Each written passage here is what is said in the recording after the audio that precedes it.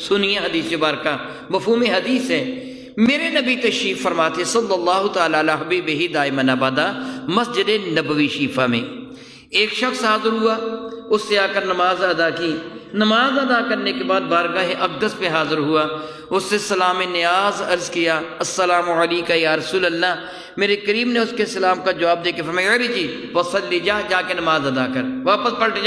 جا کے نماز ادا کر۔ یہ بندہ مسجد نبوی میں میرے کریم آقا کے قریب کھڑی ہو کے نماز ادا کر کے آیا تھا، میرے نبی نے فرمایا جا کے نماز پڑھ۔ یہ بندہ پلٹا، نماز ادا کی، یعنی دوبارہ نماز پڑھی، نماز پڑھ کے پھر حاضر ہوا، سلام کیا، میرے کریم فرمانے کے جا واپس، تیری نماز قبول نہیں ہوئی، جا کے نماز پڑھ۔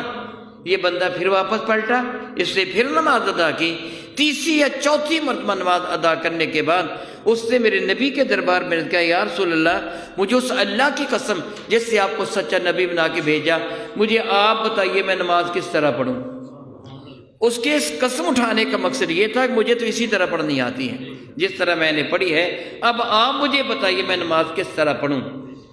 بہت عزت والے میرے بھائیوں، میرے نبی نے یہ نہیں فرمایا کہ پہلی رکعت میں سورۃ الحمد پڑھ، اس کے بعد کوئی سورت والا، رکوع میں یہ سبحان ربی العظیم پڑھ، سمی اللہ لمن حمدہ کہ نہیں، یہ نہیں بتایا، بلکہ میرے نبی فرمائیں گے سن، جب تو نماز پڑھنے کے لیے کھڑا ہو تو اتنی دیر تک کھڑا رہ کہ تجھے اطمینان میسر آ جائے، تجھے سکون میسر آ جائے، جو پڑھنا ہے سو پڑھ،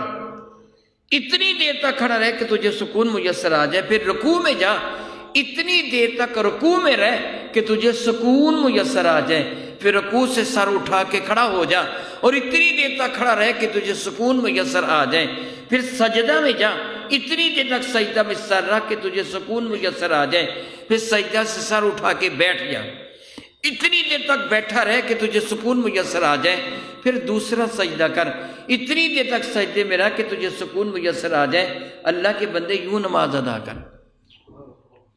میرے نبی نے منع فرمایا، میں اللہ سے معافی مانگتا ہوا کہہ رہا ہوں، آپ نے خود اندازہ کرنا ہے، میں اپنی نماز کا اندازہ کروں گا اور آپ نے اپنی اپنی نماز کو دیکھنا ہے۔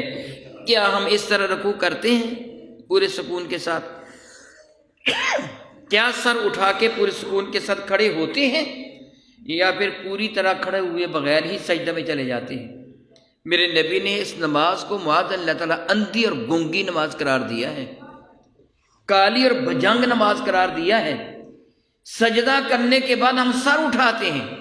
سیدھے ہو کر بیٹھے بغیر دوبارہ سجدے میں چلے جاتے ہیں۔ میرے کریم نے فرمایا مرغ کی طرح ٹھونگے نہ مارو، نماز مردود ہے، رد کر دی جاتی ہے ایسے نماز۔ میرے نبی نے فرمایا کہ سجدہ کرتے ہوئے کتے کی طرح کلائیاں نہ بچھاؤ، حالت نماز میں لومڑی کی طرح دائیں بائیں نہ دیکھو۔ میرے کریم آقا نے جانوروں کے نام لے کر فرمایا مرغ کی طرح ٹھونگے نہ مارو، کتے کی طرح کلائیاں نہ بچھاؤ، لومڑ کی طرح دائیں بائیں نہ دیکھو، محبت کے ساتھ خشوع و خضوع کے ساتھ نماز ادا کرو۔ میرا اللہ فرماتا ہے فَوَيْلٌ لِّلْمُصَلِّينَ الَّذِينَ هُمْ عَنْ صَلَاتِهِمْ سَاهُونَ الَّذِينَ هُمْ يُرَاءُونَ۔ میرا اللہ فرماتا ہے کہ لعنت ہے ان نمازیوں کے لیے، خرابی ہے ان نمازیوں کے لیے، جہنم کا گڑھا ہے ان نمازیوں کے لیے جو اپنی نماز میں خشوع و خضوع نہیں رکھتے ہیں۔